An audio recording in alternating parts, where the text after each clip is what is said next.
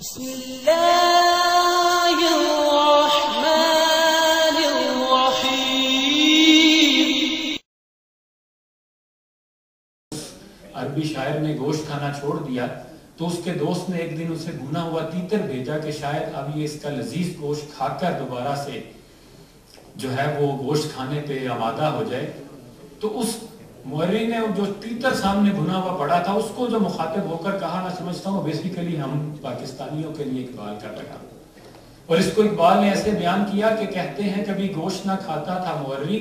پھل پھول پہ کرتا تھا ہمیشہ گزر اوقات،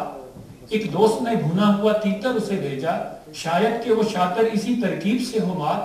یہ خانے تر و تازہ مورخ نے جو دیکھا، کہنے لگا وہ صاحب غفران و لزومات،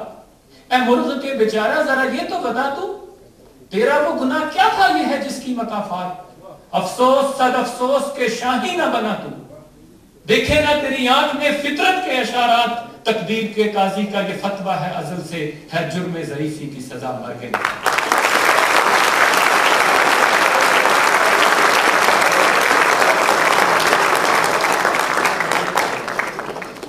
اگر تو شاہین بنتا، اگر بلند پروازی کو اپنا شعار بناتا، اگر اپنے اسلاف جیسی درویشانہ صفات اپنے اندر پیدا کرتا، تو آج اس انکلسان کا شکاری تجھے کبھی شکار نہ بناتا۔ گریبانوں میں جھانکنے کی ضرورت ہے،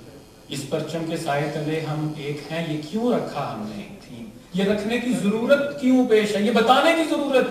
یہ یاد دہانی اور اس تزکیے کی ضرورت کیوں پیش آئی؟ اس لیے اقبال نے کہا کہ منفعت ایک ہے اس قوم کی، نقصان بھی ایک ہی سب کا نبی، دین بھی ایمان بھی ایک، حرم پاک بھی اللہ بھی قرآن بھی ایک، کچھ بڑی بات ہی ہوتے جو مسلمان بھی ایک، فرقہ بندی ہے کہیں اور کہیں ذاتیں ہیں، کیا زمانے میں پنپنے کی یہی بات ہے؟ شور ہے ہو گئے دنیا سے مسلمان عبود، ہم یہ کہتے ہیں کہ تھے بھی کہیں مسلم موجود، وضع میں تم ہو نصارہ تو تمدن میں حنود، یہ مسلمان ہیں جنہیں دیکھ کے شرمائے یہود، یوں تو سید بھی ہو مرزا بھی ہو افغان بھی ہو، تم سبھی کچھ ہو بتاؤ تو مسلمان بھی ہو؟ ہر کوئی مست میں ذوق تانا ثانی، تم مسلمان ہو یہ انداز مسلمانی،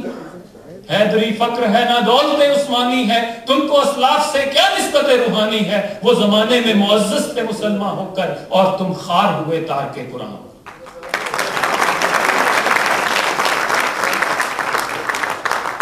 وہ زمانے میں معزز تھے اس لیے کہ حاملین قرآن تھے، اور انہوں نے پھر وہ نظام قائم کیا کہ جس کی مثال نہ چشم فلک نے اس سے پہلے دیکھی تھی، نہ شاید آئندہ دیکھ سکے، کہ جس میں ایک چرواہا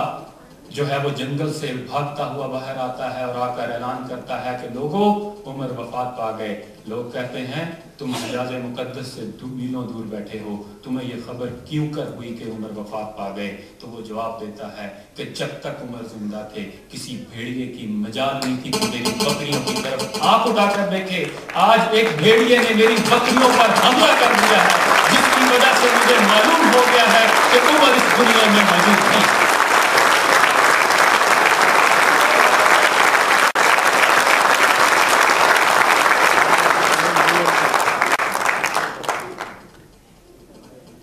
تیرا تن روح سے ناشنا ہے، عجب کیا آہ تیری نارسا ہے، تنے بے روح سے بیزار ہے حق، خدا زندہ زندوں کا خدا ہے۔ آج ہمارا خدا نہیں ہے، وہ زندوں کا خدا ہے۔ اس نے مٹی کے پتلے نہیں بنائے تھے، لوبتے خاک ساختن مینا سجد خدائرہ، خدا کو یہ سزاوار ہی نہیں ہے کہ وہ مٹی کے پتلے بنائے، اس نے تو جیتے جاگتے انسان پیدا کیا۔ وہ 18 کروڑ مردوں کا خدا نہیں ہے کہ جن کی بچیوں کو فاسفورس بموں میں بھون دیا جائے اور تماشا دیکھتے رہیں، جن کی بیٹی کو امریکیوں کے حوالے کر دیا جائے، وہ اس کی عزت سے کھیلتے رہیں، اس پر ظلم و ستم کے پہاڑ توڑتے رہیں اور یہ تماشا دیکھتے رہیں، جن کے بھائیوں کو امریکی بدماش دن دہاڑے قتل کر دے، شہید کر دے، اور پھر بھی اس کو باعزت طور پر اس بدماش کو اس کے ملک میں روانہ کر دیا جائے اور یہ آگے بڑھ کر ظالم کا گریبان نہ پکڑ سکیں۔ وہ ایسے مردوں کا خدا نہیں۔ محبت کا جنوں باقی نہیں ہے، وہ دل وہ آرزو باقی نہیں ہے، نماز و روزہ و قربانی و حج یہ سب باقی ہیں، تو باقی نہیں۔ اسے آپ کی نمازیں نہیں چاہیے، اسے آپ کے روزے نہیں چاہیے، سجدے کرنے کے لیے فرشتے بہت تھے، اور اس نے آپ کو محمد صلی اللہ علیہ وآلہ وسلم کی امت میں پیدا کیا، اور یہ اتنی بڑی ذمہ داری ہے کہ اقبال کہتے ہیں بندہ حق وارث پیغمبراں، بندہ حق پیغمبروں کا وارث ہے، او نہ گنجد در جہانے دیگراں، وہ دوسروں کی بنائی ہوئی دنیا میں رہنا پسند نہیں کرتا، تا جہانے دیگرے پیدا کند ای جہانے کوہنرا برہم زند، اور ایک عظیم الشان دنیا بنانے کے لیے، انصاف پر مبنی دنیا قائم کرنے کے لیے وہ اس پرانے جہان کو جڑ سے اکھاڑ پھینکتا۔ یہ اتنی بڑی ذمہ داری ہے آپ کے اوپر، اور اس کا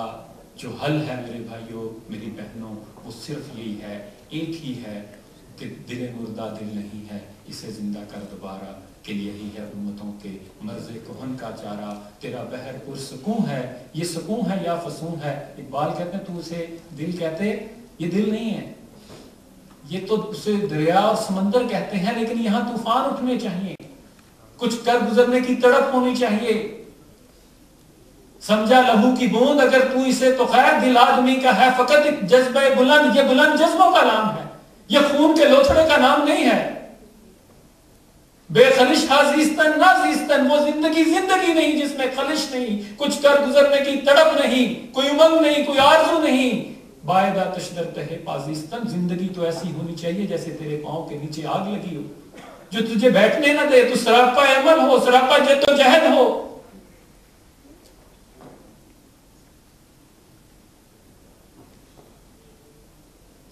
تیرے دریا میں طوفان کیوں نہیں؟ یہ دریا تو ہے لیکن یہ پانی ٹھہرا کیوں ہے؟ تیرے دریا میں طوفان کیوں نہیں ہے؟ خودی تیری مسلمان کیوں نہیں ہے؟ ابس ہے شکوہ تقدیر یزداں، تو خود تقدیر یزداں کیوں نہیں؟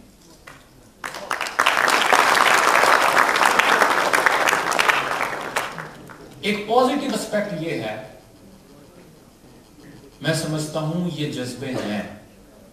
الحمدللہ ہم نے ملک بھر میں سیمینارز کیے ہیں، میں مختلف 17 کے قریب یونیورسٹیز میں کر چکا ہوں پروگرام، ریگولر کچھ فیکلٹی اس میں جاتا ہوں۔ تو سب سے بڑی جو مجھے ہمت خود ملتی ہے، جو مجھے جذبہ ملتا ہے، وہ یہ ہے کہ میں جذبے دیکھتا ہوں، لیکن اس کو میں سمجھتا ہوں ڈائریکشن دینے کی ضرورت ہے۔ آپ اپنے گریبان میں جھانکیں اور مجھے اس سوال کا جواب دیں کہ جتنا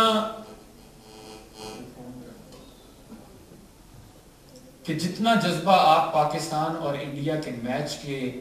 اوپر دکھاتے ہیں، کیا یہی قوم ایک دن یہی جذبہ محمد عربی صلی اللہ علیہ وآلہ وسلم کے آئین اور قانون کو نافذ کرنے کے لیے دکھا دے تو کیا یہ نافذ نہیں ہو سکتا؟ یہ سوچنے کی ضرورت ہے، یہی فکر ہے جو ہم دے رہے ہیں۔ میں آپ سب سے درخواست کروں گا کہ آئیے اس میں ہمارا ساتھ دیجئے، اور اپنے مرشدی کا شعر کوٹ کروں گا کہ بجلال تو کے در دل دیگر آرزو نہ دارم، بجزیں دعا کے بخشی بکبوتراں کا بھی، اے خدا تیرے جلال کی قسم اس دل میں اس دعا کے سوا کوئی آرزو نہیں کہ تو ان کبوتروں کی سی زندگی جینے والوں میں اکابی روح پیدا کر دے۔ اور مایوسی کی ضرورت نہیں ہے، یہ بھی اقبال نے کہا، اگر یک قطرہ خونداری، اگر مشت پرداری، اگر ایک قطرہ بھی باقی ہے، اگر ایک پر بھی سلامت ہے، بیا من بات ہوا مزن طریق شاہبازی را، تو آ تجھے میں بتاؤں کہ طریق شاہبازی کیا ہے۔ مشکل کام ہے، میں جانتا ہوں لمبا سفر ہے، لیکن اس کے لیے جب مجھے کہتے ہیں تو میں ان کو اس بوڑھے چینی کسان کا حوالہ دیا کرتا ہوں کہ جس کے گھر کے آگے پہاڑ تھا، مشرق کی جانب اس کا رخ تھا، تو جب سورج نکلتا تو پہاڑ اس کی روشنی روک لیتا، تو ایک دن اس بوڑھے چینی کسان نے کدال اٹھائی اور اس پہاڑ کو ہٹانے کے لیے نکل کھڑا ہوا۔ اس کے پڑوسیوں نے اس کا مذاق اڑایا کہ بوڑھے تمہاری ٹانگیں قبر میں ہیں اور تم اس پہاڑ کو ہٹانے نکلے ہو، تو اس کا جواب تھا کہ ہاں جتنی میری عمر باقی ہے، اور میں اس کے مناسب موقع کی تلاش میں تھا۔ میں سمجھتا ہوں یہ ایک جو فکر دینا چاہ رہے ہیں اس شعر کے ذریعے، اس پہ غور کیجئے گا کہ کہوں کس سے میں کہ کیا ہے شب غم بری بلا ہے، مجھے کیا برا تھا مرنا اگر ایک بار ہوتا، اس بار بار کے مرنے سے نجات کا وقت آ گیا ہے، اٹھیں۔ اور میں تو ان کی بات کی تائید کروں گا کہ اب ان لوٹوں اور لفافوں اور جگیرداروں اور وڈیروں اور سرمایہ داروں سے نجات کے لیے یوتھ اپنی تنظیم بنائے، اپنی تحریک اٹھائے، اور یہ کسی کے ہاتھوں بلیک میل نہیں ہونی چاہیے، اور یہ پٹری سے اترنی چاہیے۔ اور انشاءاللہ میں سمجھتا ہوں آپ جیسے دوستوں کا تعاون رہا، آپ کا ساتھ رہا، تو ہم اس مشن میں انشاءاللہ ضرور سرخرو ہوں گے۔ بیسیکلی یہ میں سمجھتا ہوں اپنی اصلیت کو ہم جو ہے وہ یہی پیغام جو یوتھ کو دینا چاہتے ہیں کہ اپنے آپ کو پہچانیں، اپنی اصلیت کو جانیں، جس کے لیے اقبال نے کہا کہ اپنی اصلیت سے ہو آگاہ اے غافل کہ تو قطرہ ہے لیکن مثال بحر بے پایاں بھی ہے، کیوں گرفتار طلسم ہیچ مقداری ہے تو، دیکھ تو پوشیدہ تجھ میں شوق دے طوفان بھی ہے، اور ہفت کشور جس سے ہو تسخیر بے تیغ و تفن، ہفت کشور 7 آسمان، بے تیغ و تفن بغیر لڑے جھگڑے، یعنی تو بڑی سے بڑی کامیابی حاصل کر سکتا ہے تو اگر سمجھے تو تیرے پاس وہ ساما بھی ہے، تو ہی نادا چند کلیوں پر کنات کر گیا ورنہ گلشن میں علاجے تنگی دامہ بھی ہے۔ آخر پہ اقبال کے ان اشعار سے زیادہ چاہوں گا کہ عقل ہے تیری سفر، عشق ہے شمشیر تیری، مرد درویش خلافت ہے جہاں گیر تیری، ما سوا اللہ کے آگ ہے تکبیر تیری، تو مسلمان ہو تو تقدیر ہے تدبیر تیری، کی محمد سے وفا تو نے تو ہم تیرے ہیں، یہ جہاں چیز ہے کیا